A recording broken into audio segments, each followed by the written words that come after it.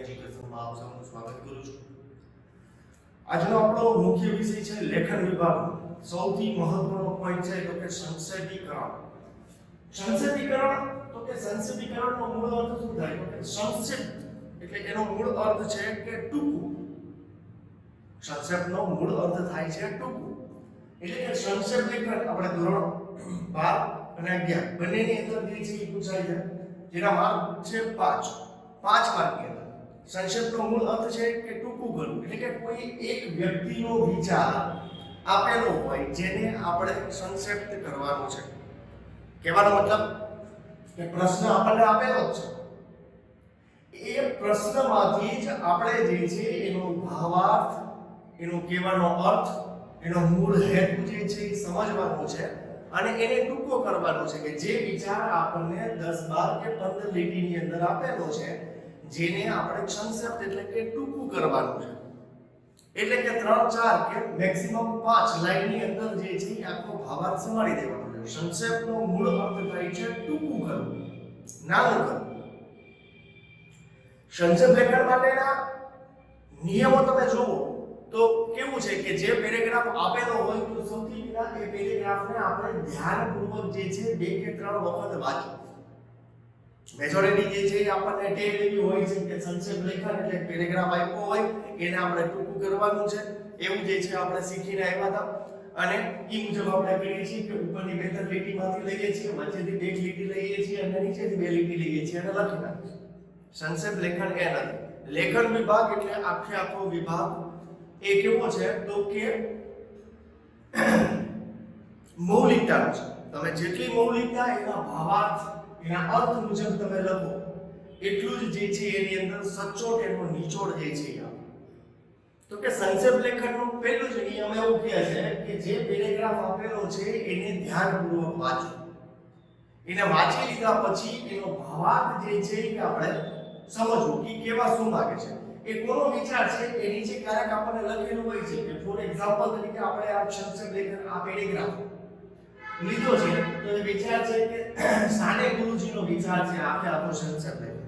આપણી સૂચના મુજબ એવી રીતે પૂછાય છે કે નીચે આપેલા ગદ્યાંશને ધ્યાનપૂર્વક વાંચી અને તેનો ત્રીજા ભાગમાં સંક્ષેપ કરી અને યોગ્ય શીર્ષક આપો. એટલે કે જે સંક્ષેપ્ત કરો છો તમે આ પેરેગ્રાફને, જે ટૂંકો કરો છો, એના 4 ગુણ છે અને શીર્ષક આપવાનું હોય છે. શીર્ષક એટલે લખાણ, આનો ભાવાર્થ જે છે એ મુજબનું ટાઇટલ જે છે એને દેવાનું છે. એટલે એ ટાઇટલનો 1 માર્ક છે. કુલ ગુણ જે છે આપણા સિલેબસમાં 5 માર્કની અંદર છે. સૌથી પહેલો ને મહત્વનો મુદ્દો કે એને ધ્યાનપૂર્વક વાંચો. તો આપણે જોઈએ પેરેગ્રાફ શું કહે છે કે મારું હૃદય એ મારું ખેતર, ત્યાં વિવેક રૂપી હળ જોડું છું, સર્વ વાસના વિકાર્યો રૂપી ઘાસ ઉખેડી નાખું છું. પ્રેમની સત્ય અહિંસાની અપરંપાર ખેતી કરું છું. આવી દેવઘરની ખેતી આપણે કરવાની છે. દેહના આ સાધન વડે એ સદ્ગુણોને શરીરમાં લાવવાના છે. પ્રસિદ્ધ તત્વજ્ઞાની જે છે એ વ્યક્તિ તો કે કલાકે એક જગ્યાએ કહેલું છે કે માણસો ગીધ જેવા છે, જરાક કાંઈ કહ્યું કે તેને ફળ જોઈએ છે, મોગલો જોઈએ છે, પરંતુ ઈશ્વરે તો સૌ પહેલા આ દેહ આપેલો છે, બુદ્ધિ આપી છે, હૃદય આપ્યું છે.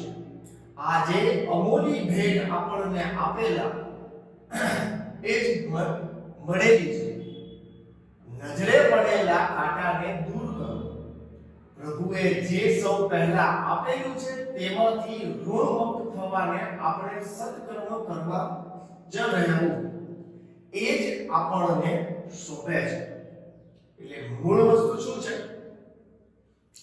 તો મૂળ અર્થ જે છે અહીંયા કેવો કીધેલો છે કે સૌથી મહત્વની બાબત તો કે પેરેગ્રાફને ધ્યાનપૂર્વક વાંચો અને એની અંદરનો ભાવાર્થ જે છે સમજો.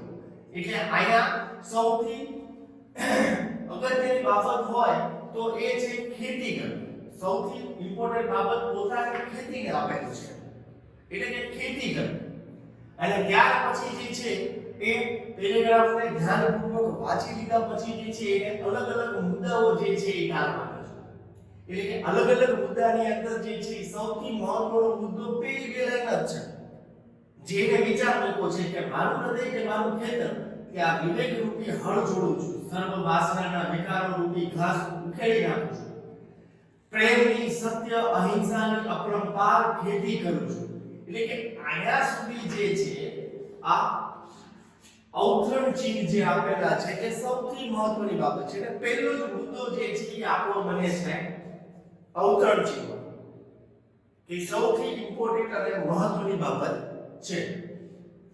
ત્યાર પછી જે છે એ ખેતીને આવી દેવઘરની ખેતી, એટલે કે દેવઘરની અંદર એટલે કે ઈશ્વરે આપેલા જે આશીર્વાદ સ્વરૂપે છે કે તમે દેવના ઘરની અંદરનું આ કાર્ય કરો છો, જે ઈશ્વરે તમે આપ્યું છે અને જેના થકી જે છે એ તમારે રોજીરોટી કયો તો જીવન જરૂરિયાતવાળી વસ્તુ કયો, સામાજિક કે સાંસારિક કે વ્યવહારિક જીવન તમારું ચાલે છે, એ સૌથી મહત્વની બાબત છે તો કે આ દેવઘર ખેતી. એટલે આ આપણો બીજો મુદ્દો જે છે એ કહી શકાય જે દેવઘર જેવી ખેતી કે દેવના ઘરની અંદર કરતા હોય એવા પ્રકારની ખેતી. ત્યાર પછી જે છે દેહ જે છે આ સાધન વડે એ સદગુણો શરીરમાં લાવવાના છે. એટલે કે જીવનની અંદર જે છે જે પુરુષાર્થ અને મહેનત કરીને જે પ્રાપ્ત થાય છે ને એની અંદર વ્યવહારો અને સદગુણોના ગુણો આવે છે, એવો એનો કહેવાનો મતલબ છે. આગળ કહે છે કે પ્રસિદ્ધ તત્વજ્ઞાની જે છે કોણ તો કે ક્લાર્કી, એને એક જગ્યાએ લખેલું છે, એનું પણ અવતરણ ચિહ્નમાં મૂકેલું છે કે માણસો જે છે ને એ કેવા છે, ગીધ જેવા છે. કહેવાનો મતલબ કે લાલચુ છે, કે થોડીક મહેનત કરે અને તરત જ જે છે એનું ફળ જોઈએ છે. એટલે એને કીધું છે જો તેમને ફળ જોઈએ છે, મોહ બદલો જોઈએ છે. મોહ બદલોનો મતલબ થાય છે કે પોતે જે પુરુષાર્થ અથવા જે મહેનત કર્યું છે એનું વળતર જોઈએ છે, તરત જ વળતર જોઈએ છે. જે એને કાર્ય કર્યું છે એનું વળતર જોઈએ છે. પરંતુ ઈશ્વર તો સૌ પહેલા આ દેહ આપ્યો છે, પણ સૌથી પહેલા જે છે એ શું આપ્યું છે? ઈશ્વરે આપણને આ દેહ આપ્યો છે, બરાબર, બુદ્ધિ આપી છે, હૃદય આપ્યું છે. એટલે ત્યાર પછીનો સૌથી મહત્વનો આપણો જે મુદ્દો બને છે એ છે અમૂલ્ય ભેટ, કે મૂલ્યવાન ભેટ ઈશ્વરે શું આપી છે આપણને? ઈશ્વરે આપણને જે આ શરીર આપ્યું એ મૂલ્યવાન છે, આ દેહ જે આપ્યો એ મૂલ્યવાન છે, આ હૃદય જે આપ્યું એ મૂલ્યવાન છે, બુદ્ધિ જે છે એ આપી એ મૂલ્યવાન છે. એટલે મૂલ્યવાન ભેટ આ ત્રણ વસ્તુ સૌથી મહત્વની આપી જ્યારે ઈશ્વરે આપણને જન્મ આપ્યો. આ ત્રણ બાબત જે છે બહુ અગત્યની છે. એટલે અમૂલ્ય ભેટ જે છે ઈશ્વરે આપેલી છે એ સૌથી મહત્વની છે, એ નજરે પડે છે. એટલે એ જે ભેટ છે આપણને પહેલે પ્રભુએ જે સૌ પહેલા આપેલું છે તેમાંથી આપણે પેલા ઈશ્વરનો પાર માનવાનો છે, એટલે કે એના રોગમાંથી મુક્ત થવાનું છે. એ આપણો મહત્વનો બીજો મુદ્દો બને છે. ત્યાર પછી શું કહે છે કે જે ઈશ્વરે આપણને આપ્યું છે, ઈશ્વરે અમૂલ્ય ભેટ આપી છે, કઈ કઈ તો કે દેહ આપ્યું છે, બુદ્ધિ આપી છે અને હૃદય આપ્યું છે, બરાબર. એટલે મનુષ્ય તરીકેનો આપણને અવતાર મળ્યો છે અને ઈશ્વરે અમૂલ્ય ભેટ આપી છે. તો આ ત્રણે ત્રણ જે અમૂલ્ય ભેટ છે એના ઋણમાંથી પેલા ઈશ્વરના ઋણમાંથી, ઈશ્વરની આપણી ઉપર કૃપા છે, એ ઈશ્વરના ઋણમાંથી આપણે મુક્ત પેલા થવાનું છે. અને એ મુક્ત થઈ ગયા પછી તો કે મુક્ત કેવી રીતે થઈ શકશો? તો કે આપણે સત્કર્મ કરવા જોઈએ, તો જ આપણને એ શોભે છે. એટલે કે ત્યાર પછીનો આપણો મુદ્દો થાય છે સત્કર્મ વિશેનો, કે સારા કાર્યો કરો તો જ જે છે એ આપણે એના ઋણમાંથી મુક્ત થઈ શકીએ અને આપણને એ જ વસ્તુ શોભે છે. આપણને જે છે એ આયા ક્લાર્કીને એક જગ્યાએ કીધું છે એ બાબત આપણને શોધતી કે મનુષ્ય જે છે એ ગીધ જેવા છે, કે કાર્ય કરીને તરત જ એને ફળની અપેક્ષા હોય છે. સામાન્ય હોય અહીંયા ઉદાહરણ આપણે લઈએ વ્યવહારુ જીવનની અંદર સામાન્ય એવું તો કે ખેતી જે છે એ આપણો સૌથી મહત્વનો પાયો છે આર્થિક ઉપાર્જન માટે આખા દેશમાં. તો ખેતી જે છે એ કર્યા પછી બીજ બોયા પછી જે છે એને 2.5 કે 3.5 મહિના સુધી રાહ જોવી પડે છે. તમે બીજ આજે બોઈ દો છો ને કાલે એનું ફળ નથી મળી જતું. એટલે ફળ મેળવવા માટે થઈ અને આપણે જે ઈશ્વરે આપ્યો છે આ દેહ, બુદ્ધિ અને હૃદય, એ અમૂલ્ય ભેટનું આપણે જે છે એનું ઋણ ચૂકવવાનું છે, એના ઋણમાંથી પેલા મુક્ત થવાનું છે. એટલે કે એના માટે થઈ અને આપણે જે છે એ સત્કર્મો કરવાના છે અને આપણને એ જ શોભે. તો આખા પેરેગ્રાફને ધ્યાનપૂર્વક એક વખત, બે વખત, ત્રણ વખત વાંચો એટલે ઓટોમેટિક ખબર પડી જશે કે આખો ભાવાર્થ કહેવાનો મતલબ શું છે. અને જે મુદ્દા તમે કાઢ્યા છે, આપણે દેવઘર ખેતીનો અમૂલ્ય ભેટ, ઋણમાંથી મુક્ત થવું અને સત્કર્મ, આટલા મુદ્દાઓ જે છે એ આ પેરેગ્રાફમાંથી આપણા માટે મહત્વના છે. તો આ મુદ્દાઓને આધારે જે છે એ આપણે આની અંદર જે છે એ સમાસ, પછી કહેવત, પછી છે રૂઢિપ્રયોગો, આ ઉપરાંત શબ્દ સમૂહ વગેરે જેવા વ્યાકરણની અંદર આવતા જે શબ્દો છે એનો ઉપયોગ કરી અને એને એ વાક્યને અથવા તો એ સામાસિક બે પદોને અથવા તો એ બે કે ત્રણ વાક્ય રચનાને આપણે ટૂંકી કરવાની છે. આ બધી વસ્તુઓનો જે છે આપણે શું કરી શકીએ છીએ? ઉપયોગ કરી શકીએ છીએ. આની સીધી સાદી અને સરળ ભાષાની અંદર જે છે લખાયેલો બહુ અલંકારિક કે સુશોભિત કરેલી કે આપણે ભારે ભરકમ શબ્દ વાપરતા હોય એવી જરૂરિયાત નથી. જો આ એનો આન્સર છે, એનો જવાબ છે. પહેલો સૌથી મહત્વનો મુદ્દો હતો આપણો કે અવતરણ ચિહ્ન. કે અવતરણ ચિહ્ન જે છે એ જ આખો પેરેગ્રાફનો ભાવાર્થ છે. એટલા માટે આપણે અવતરણ ચિહ્નને બેઠે બેઠા લઈ લીધા કે મારું હૃદય એ મારું ખેતર, ત્યાં વિવેક રૂપી હળ જોડું છું. ત્યાં હું વિવેક રૂપી જે છે એ હળ જોડું છું. વિવેકથી, સભ્યતાથી મારા કર્મ કરું છું. સર્વ વાસના, આ વાસનાનો મતલબ એ મને છે કે જે દુર્વિચારો છે અથવા તો જે કોઈ પણ પ્રકારના વિકારી અથવા તો ખરાબ પ્રકારના એમાં જે કાર્યો છે એ ઘાસ ઉખેડી નાખું છું. ઘાસ આપણે નીંદણ, જેમ આપણે કપાસ વાવ્યો હોય તો કપાસની આજુબાજુમાં થોડોક સમય જાય એટલે વધારાનું નીંદણ, વધારાનું ઘાસ ઉખેડી અને પછી જે છે અહીંયા સાતી કરીને અથવા તો ખેડૂત પોતે જાતે જે છે એ નીંદણ કાઢતા હોય છે. નીંદણ શું કામ કાઢે છે?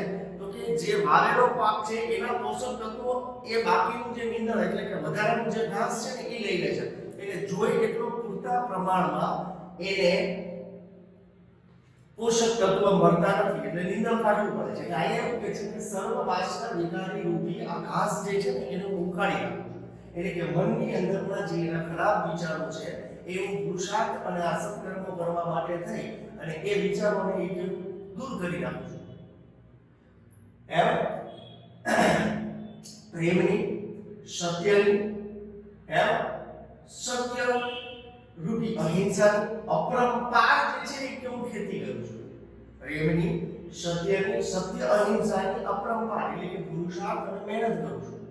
પ્રેમપૂર્વક, અહિંસા પ્રેમી તરીકે અને સત્યના માર્ગે ચાલવા માટે. એટલે અવતરણ ચિહ્ન જે છે ને એ આપણે સૌથી મહત્વનું છે આ પેરેગ્રાફ માટે. એટલે આપણે બેઠે બેઠું જે છે ને અહીંયા લઈ લીધું છે. જો આની અંદર પણ છે પ્રેમની અને સત્યની જે છે અપરંપાર. ત્યાર પછી નો મુદ્દો છે આપણે દેવના ઘર જેવી ખેતી કરીએ છીએ.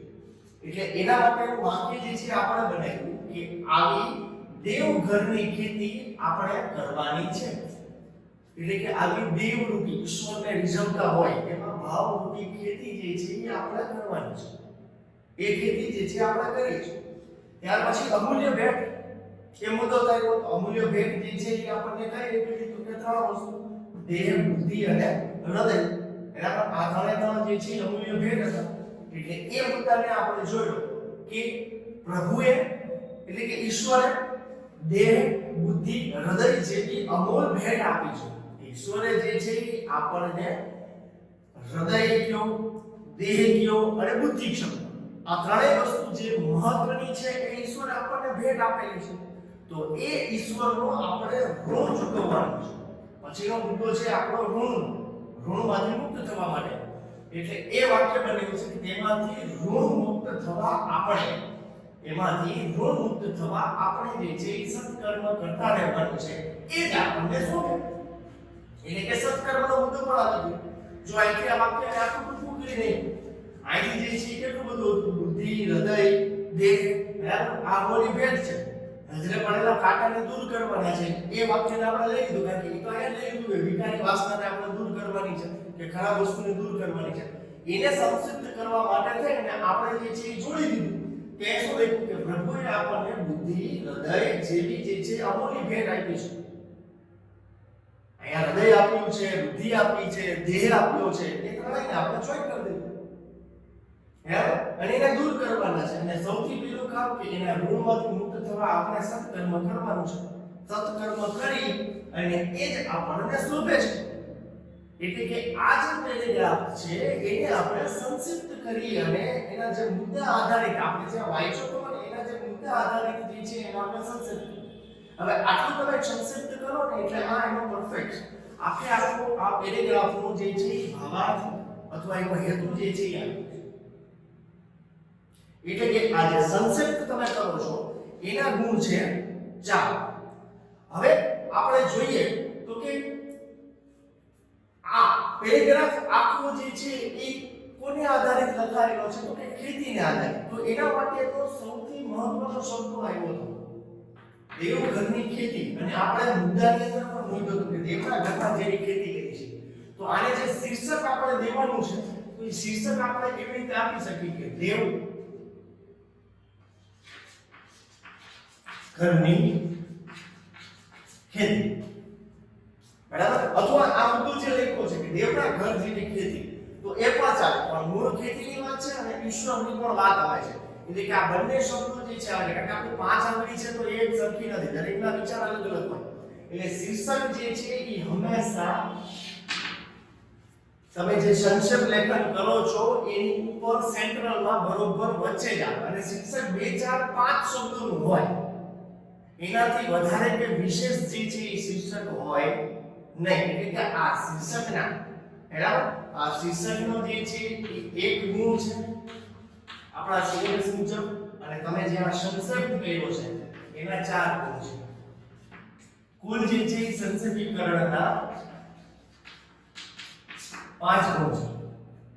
કુલ જે છે એ સંક્ષેપ લેખનના 5 ગુણ છે. શીર્ષકનો એક ગુણ છે અને તમે સંક્ષેપ કરો એના 4 ગુણ છે. એટલે શીર્ષક પણ જે છે યાદ રાખો. ભલે સૂચના એવી પૂછાય છે આપણા પેપરની અંદર સૂચના એવી લખેલી હોય છે, ઘણા બાળકો એવી પણ ભૂલ કરે છે કે ખાસ ધ્યાન રાખો કે સૂચના મુજબ લખતા હોય છે. બરાબર. એને એવું છે કે આપણે સૂચનાને ફોલો કરીએ. સૂચના એવી હોય છે કે નીચેના ગદ્ય ખંડને ત્રીજા ભાગમાં સંક્ષેપ કરી અને યોગ્ય શીર્ષક આપો. એટલે પહેલા સંક્ષેપ કરવાનું કીધું અને શીર્ષક જે છે ક્યાં આવ્યું? છેલ્લે આવ્યું સૂચના. પણ શીર્ષક હંમેશા પેરેગ્રાફની ઉપર મધ્યમાં આવે એવી રીતે જે છે અલગ થોડુંક દેખાય એવી રીતે ઉપર લખવાનું, કારણ કે એનું નામ શીર્ષક છે. આ શું છે? ટાઇટલ છે શીર્ષક. શીર્ષકનો મૂળ અર્થ શું છે તો કે શીર્ષક એટલે મથાળું. આનો કહેવાનો ભાવાર્થ આખા મથાળા ઉપર છે. એટલે એ વસ્તુ ખાસ ધ્યાન રાખજો. ઘણાને જે છે એ આ સંક્ષેપ થઈ ગયા પછી નીચે જે છે શીર્ષક લખવાની ટેવ છે, તો એ એક ટેવ જે છે એ આપણે કાઢી નાખજો. તો સંક્ષેપ લેખન જે છે એ તમને સમજાઈ ગયું હશે એવી આશા સાથે આજનો લેક્ચર જે છે એ અહીંયા પૂરો કરું છું. અસ્તુ, ધન્યવાદ.